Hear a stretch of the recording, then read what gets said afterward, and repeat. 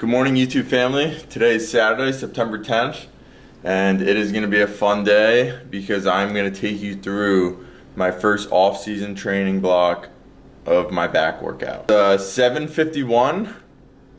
Can't see that. Yep, but it's 7:51. You gotta trust me in the morning. Just woke up. Face is definitely swollen, just like everyone does when they wake up. First thing I do in the morning is I go for a fasted walk, about 1.5 miles. Takes me about 25 minutes. Just to kickstart the day, I've really enjoyed going on these morning walks. It kind of gives me like a lot of energy and is a great start to my day where I don't feel tired when I first wake up because I kind of get things moving. I usually drink coffee, but I'm gonna go train shortly after I get back from this walk and eat my first meal. So gonna go on that walk. I pop in my headphones. I listen to a podcast by one of my friends, Sam Miller, who's really educational and has a lot of great health and fitness content. So definitely go check him out. But yeah, I'm gonna get onto this walk and I will catch you guys at meal 1 when I get back before I go hit a big back biceps and a little bit of touch-up hamstring workout. It's a nice morning out.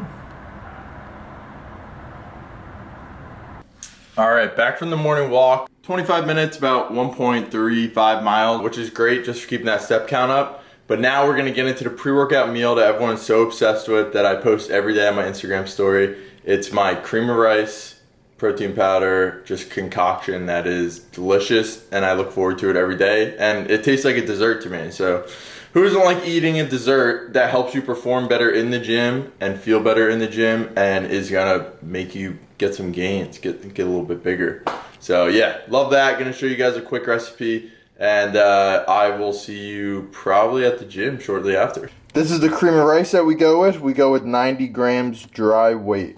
All right, we got 90 grams. And then this is probably the most important step is the water. So for 90 grams, I weigh out 290 grams of water. That is the perfect ratio. All right. Then we're gonna mix this up. We're gonna put it in the microwave for 1 minute. All right, so this is probably the most important step. We are gonna put it in the microwave for 1 minute, mix it up after, pop it right in for another minute, mix it up again, pop it in for one last minute. So 3 minutes total.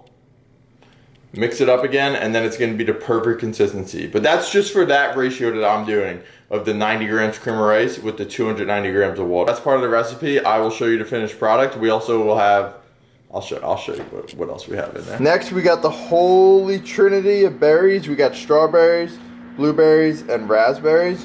We do a triple combo of all of those, and we get 110 grams. And then, like I said, we're gonna take this out. This is minute number 2. We're gonna take our spoon, we're gonna mix it up. Mix it up, mix it up, mix it up.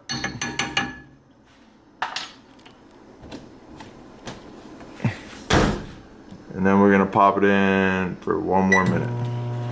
All right, next up for the ingredient, we got 50 grams dry measure of the protein powder. All right, that's 49.9, that's fine. But yeah, we're gonna put that in there. This is the best flavor. I am a chocolate fiend, and yeah, that's the next ingredient. We're gonna mix that up. We got our berries right here all washed. And then the last ingredient right here is gonna be 2 tablespoons of almond butter, or 32 grams. This is the consistency that you are striving for right here. Look at this.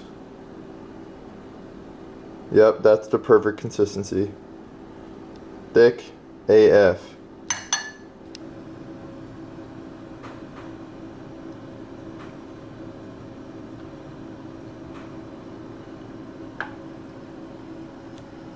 Pre-workout meal is eaten, digested, and we are ready to go to the gym. So check out the drip. We got the iron-willed shirt, iron-willed shorts, Young LA tank under here, and we got the reverse mochas, baby. Will I regret wearing these to the gym? Probably, maybe, but where else am I gonna wear them? So you gotta look good, feel good. We're gonna go crush this workout and I'm excited to take you guys through it. Let's get going. All right, guys, so we're gonna start here. And I'm going to do a little bit of a voiceover just because the music was loud in the gym, so I couldn't really record what I wanted to say and reiterate to you guys. But we're going to start here with lat pull downs. This is the first movement. We're going with a close grip. We really want to keep those elbows really driving forward and down into our lats. We don't want them to flare out because it's going to take the tension off of the back, which is what we don't want to do. And everything we want to do here is just completely in isolation. So as you can see here, I think this is my second set. We're moving up in the weight and keeping the reps really nice, slow, and controlled. And we're driving that handle and that attachment right down into our chest. And we're not leaning back, we're not jerking. We want to keep that tension solely on the lats. And then as you can see, we're letting my arms almost fully extend to get that full stretch.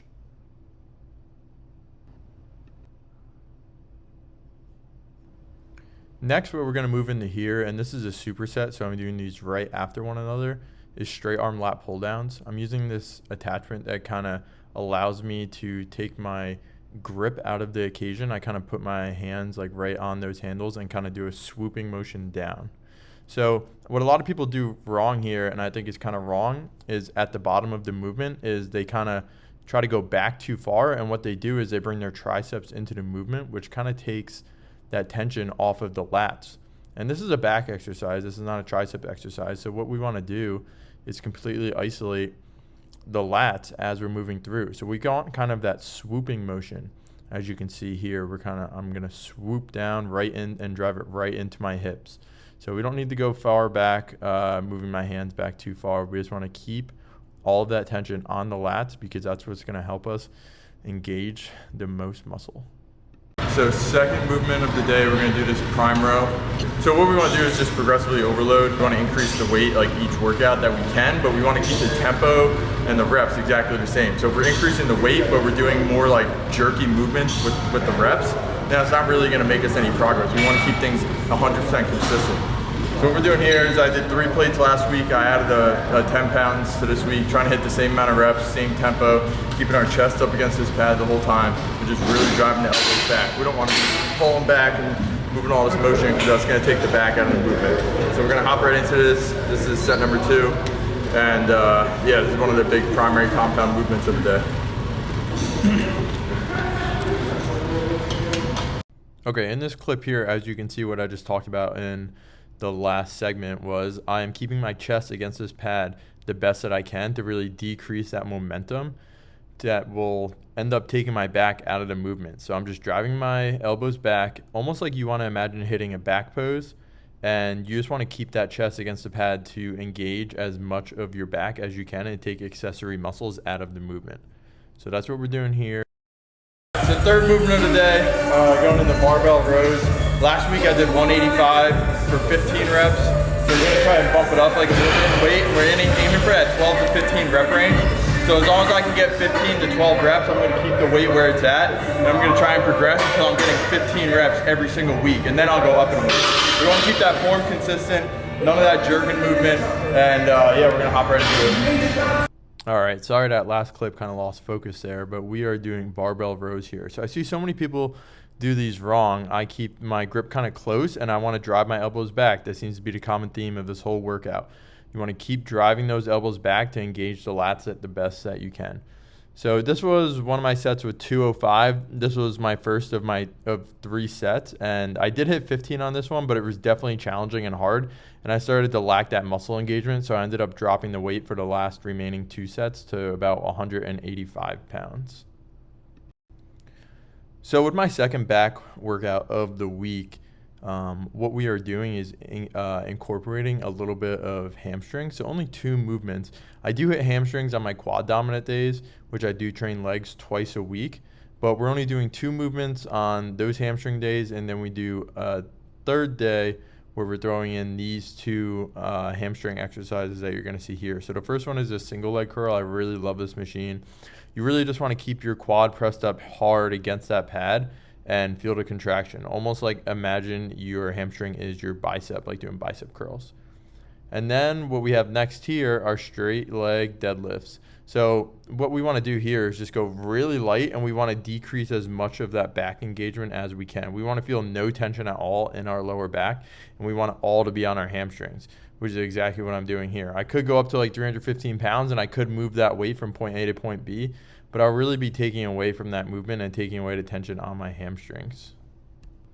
All right, and after those 2 hamstring exercises, we're going to move right into biceps, and we do these bicep exercises every single week. So first we have seated curls. What we're doing, it's kind of on an incline, but what we're doing is just decreasing that momentum. And then after we do those seated curls, we are moving into single arm isolation curls, which I'm doing here. Just keep on that incline bench. So the same bench, I didn't even change anything, and we're supersetting this, so we're jumping right into it. And we're doing 12 reps each. So 3 sets, 12 reps for each with that superset. And this is the first exercise. And then next we have this massive drop set, which is going to be a hammer curl. So it's kind of a run the rack method. So we're going with a heavier weight that we can do for 10 to 12 reps. And then we're going to immediately drop it by 5 to 10 pounds and go next. So I think I started with 35 pounds here, and then I immediately moved into 25 pounds because I was really hard. And what you can see I'm doing here is I'm keeping my arms out in front for the hammer curls, and I'm not letting my arms out to the side. What this does is this keeps that tension on the bicep throughout the entire movement. And that's the name of the game with bodybuilding, is we really want to keep that tension, and that's what's going to stimulate the most muscle growth. We want to keep that constant tension on the muscle, on the targeted muscle, and really work it until failure. So I think I went down to 20 pounds here. It got pretty heavy, but give this a try. You will not regret it. And then the last movement we have here is this lying cable curl, which I do on a standard back row machine. And what we do here, as you can see, is it's kind of like a drag curl movement where we're dragging it up against our torso. And this is the same thing. It really decreases that momentum. That's the whole theme of this entire workout. We're decreasing as much of the momentum as we can to keep that constant isolation and tension directly on the muscles. So as you can see here, we're going down, and then we're dragging it up and not really curling it as much in a natural curl motion that you would see, where you can't even use any momentum on this movement. So give this one a try. It is a killer. All right, guys, what is going on? That is going to wrap up this YouTube video with the back biceps and a little bit of hamstrings. Off-season plan. Yeah, reverse diet's going really well. We are increasing food each week. I think we added a lot of sweet potato just because I was having a lot of cravings.